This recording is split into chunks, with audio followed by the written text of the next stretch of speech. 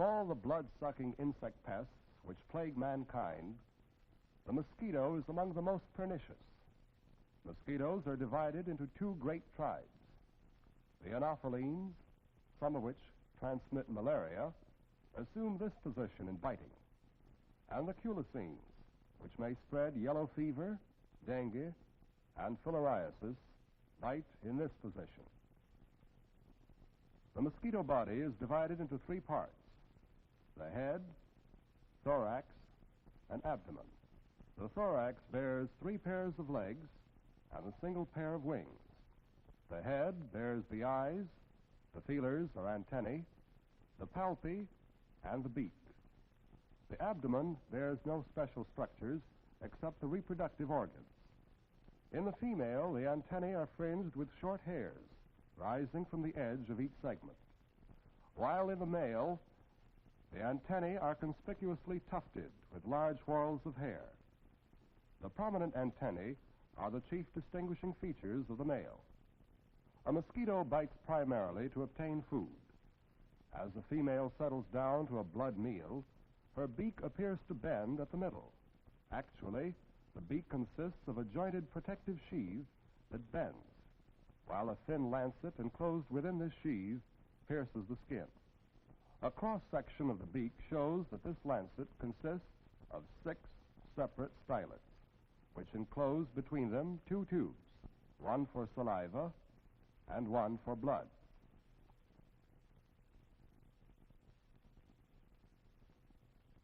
A small amount of the insect saliva is injected into the wound to prevent clotting of the blood, which is then sucked up as food.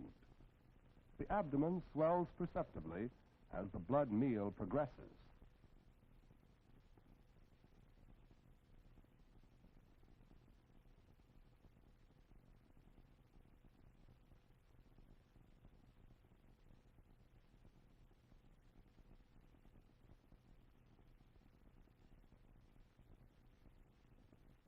A male mosquito cannot bite or suck blood. A newly emerged male may try blood suction without success. The beak of the male is not constructed to pierce human or animal skin. Male mosquitoes feed exclusively on vegetable juices, the nectar of flowers, the juice of fruits. The female also feeds on vegetable juices, but blood forms the major part of her diet. Some mosquitoes lay eggs on the surface of water, some near the water. Some mosquitoes like shaded water, others sunlit. Some require fresh water, others prefer salt. But all mosquitoes require water of some kind. Floodwater mosquitoes lay their eggs singly in mud near water or in other areas which later may be covered with water. The eggs of floodwater mosquitoes can remain dormant, sometimes for years, until the conditions of warmth and water are suitable for hatching. Floodwater mosquitoes living in regions having cold winters overwinter in the egg stage.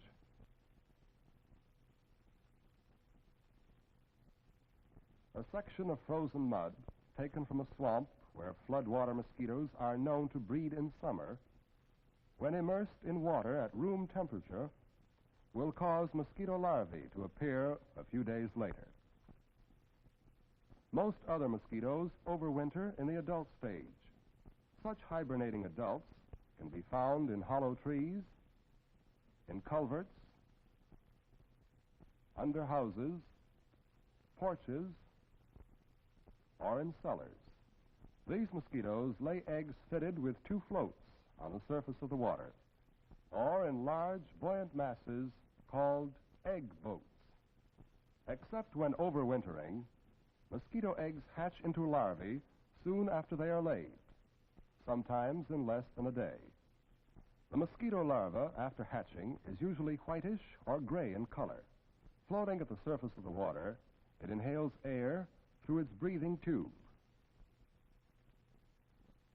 It soon molts, shedding the original larval skin, emerging somewhat larger into the second instar, or period, of larval development.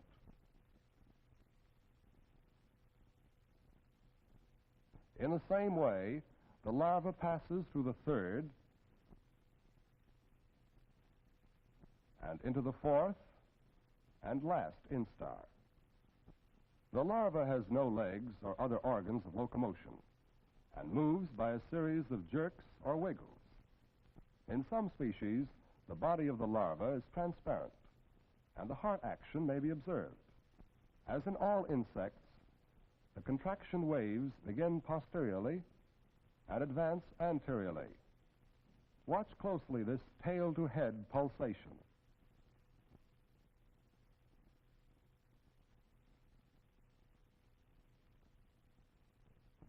The head and thoracic segments of the larva are enlarged, sometimes twice as broad as the abdominal segments. The abdomen is divided into 9 segments, the first 7 of which resemble each other closely and differ little in species. On the 9th segment are the anal gills, on the 8th segment, tube through which the larva breathes. Most larvae hang head down with the breathing tubes at the surface of the water. The Anopheles larva, however, lies horizontally when feeding at the water surface. Examined closely, the mouth parts are seen to be in constant motion.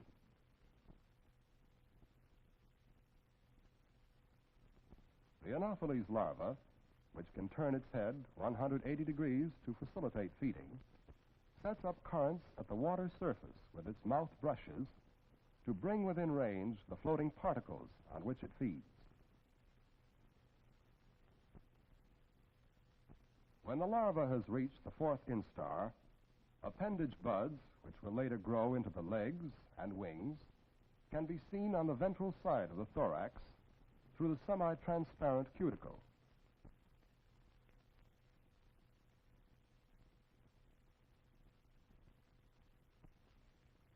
In the 2nd instar, these appendage buds, while already differentiated, are not yet well enough developed to be visible at this point of growth. Full grown, the larva now begins the change to the pupal form. Telescoping its body slightly, it commences to shed its cuticle, usually beginning at the head. For a while, the insect may rest, its new pupal head projecting from its larval body.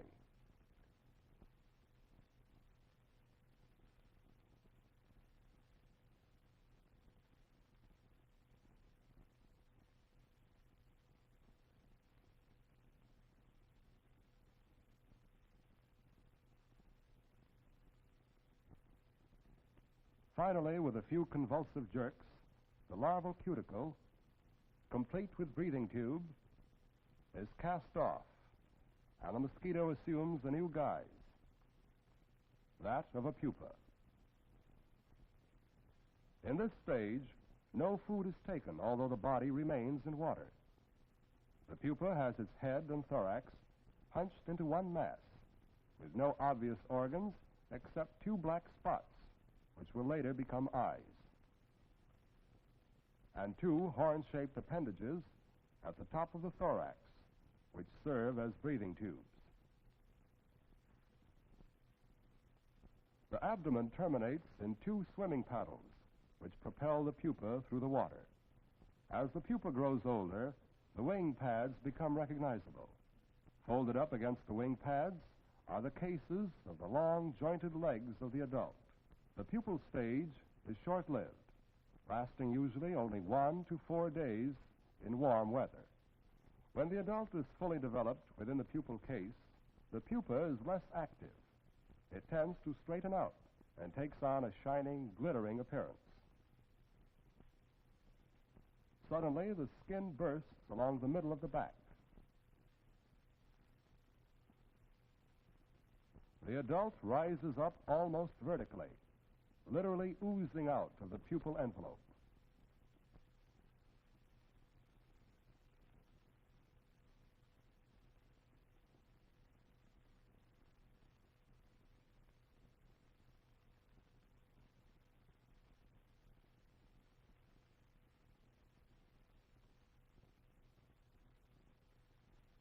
The wings are first freed.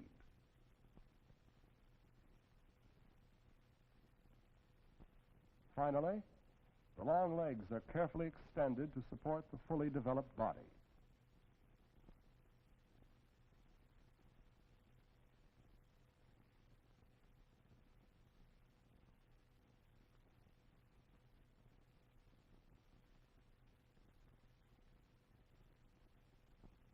In a few minutes, the drying process is complete.